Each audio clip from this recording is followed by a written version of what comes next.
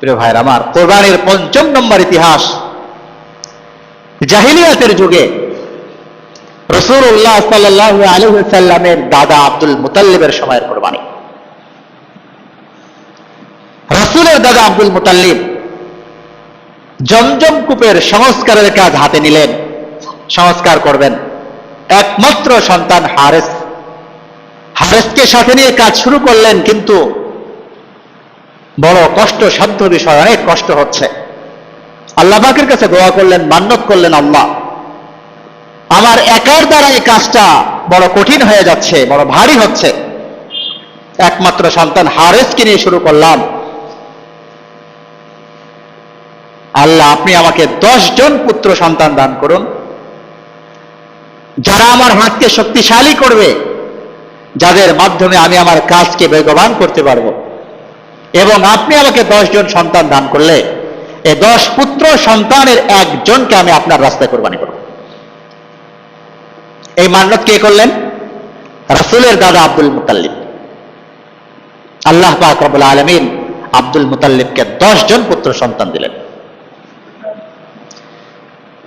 সবার ছোট সন্তান রাসূলের বাবা হযরত আব্দুল্লাহ। 10 সন্তান, সবার এখন সেই শক্তি এসেছে, ওই পরিমাণ বয়স হয়েছে। তো হযরত আব্দুল মুতাল্লিবকে স্বপ্ন দেখানো হচ্ছে, ইয়া আব্দুল মুতাল্লিব ওফি বিনাজরিক বিরাব্বি হাযাল বাইত, রবের মালিকের কসম, রবের মালিকের শপথ, রবের মালিকের জন্য তুমি তোমার মান্নতকে পুরা করো। ওফি বিনাজরিক, তুমি যে নজর করেছো, তোমার নজর, তোমার মান্নতটা পুরা করো। ইয়া আব্দুল মুতাল্লিব,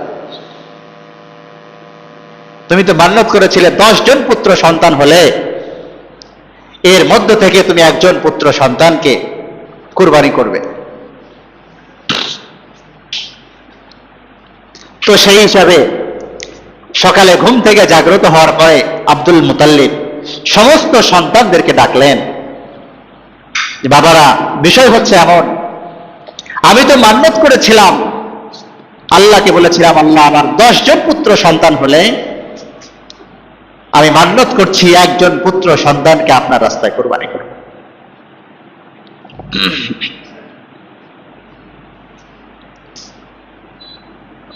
তো সেই হিসাবে সবার পক্ষ থেকে, ভাই বোনদের পক্ষ থেকে বলা হলো, ঠিক আছে তাহলে আপনি সবার নামে লটারি করেন, কার নাম উঠে। তো সবার নামে লটারি করা হলো। লটারির মধ্যে হযরত আব্দুল্লাহর নাম, রাসূলের বাবার নাম উঠে আসে। এই নাম উঠে আসার পরে ভাই বোন সবাই কান্না শুরু করলেন, বাবা আপনিও যেমন আব্দুল্লাহ ছোট হিসাবে তাকে সবচেয়ে বেশি ভালোবাসেন, মহব্বত করেন, আমরা ভাই বোনরাও সবচেয়ে বেশি তাকেই ভালোবাসি, আর আজকে তাকে কুরবানি করতে হবে। আব্দুল মুতাল্লিব প্রস্তুতি নিচ্ছেন আব্দুল্লাহকে কুরবানি করবেন সেজন্য। এমত অবস্থার মধ্যে বোনদের মধ্য থেকে কোনো একজন বললেন, বাবা আপনি একটা কাজ করেন, আব্দুল্লাহর নামের বিপরীতে আপনি আরেকটা কাগজে 10টি উটের নাম লিখেন এবং এটা লটারি করার পরে উট এবং আব্দুল্লাহর নামের ভিতর কার নাম উঠে দেখেন। তো এইভাবে আব্দুল মুতাল্লিব শুরু করলেন। প্রত্যেকবার রাসূলের বাবা আব্দুল্লাহর নাম উঠে আসছে, একদিকে 10টা উট, আরেকদিকে রাসূলের বাবা আব্দুল্লাহর নাম। এরপরে আরো 10টা উট যোগ করা হলো, 20টা উটের নাম একদিকে এক কাগজে, আরেকদিকে রাসূলের বাবা, আবার এটাও তারপর রাসূলের বাবার নামে উঠে। এইভাবে প্রত্যেকবার 10টা করে উট বৃদ্ধি করা হলো কাগজে। 9 বার, 10 বারের বেলা যখন কাগজে লেখা হয়েছে 100টি উট, আর আরেক দিকে রাসূলের বাবা হযরত আব্দুল্লাহর নাম। এবার আব্দুল মুতাল্লিব যখন সেখান থেকে লটারির কাগজ উঠালেন, 100টি উটের নাম উঠে আসলো। সবাই তো বড় আনন্দিত হয়ে গেলেন যে ঠিক আছে বাবা, তাহলে আপনি এটাই করেন, আমাদের ভাইকে আমরা ফিরে পেলাম।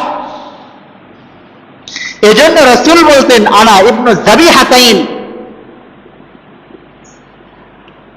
আনা ইবনু যাবিহাতাইন, আমি তো ওই সন্তান আমি আমার দুই বাবা জবেহকৃত, অর্থাৎ আমার বাবাকেও জবেহের জন্য আলাদা করা হয়েছিল, এবং আমার পূর্বসূরি সদর ইব্রাহিম আলাইহিস সালাম কেউ, সদর ইব্রাহিম আলাইহিস সালাম ইসমাইলকেও জবেহ করার জন্য চেয়েছিলেন।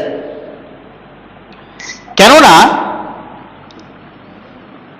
ইব্রাহিম আলাইহিস সালামের এক সন্তান ইসমাইল, ইসমাইল আলাইহিস সালামের পর থেকে মুহাম্মদুর রাসূলুল্লাহ সাল্লাল্লাহু আলাইহি ওয়াসাল্লাম পর্যন্ত মাঝখানে আর কোনো নবী আসে নাই।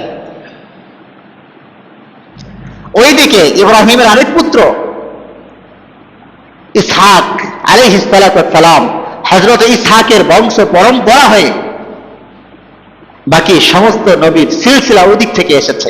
এজন্য ইহুদিদের ধারণা ছিল, ইহুদিরা চেয়েছিল শেষ নবীটাও যাতে তাদের ওই বংশের ধারা থেকে উঠে আসে।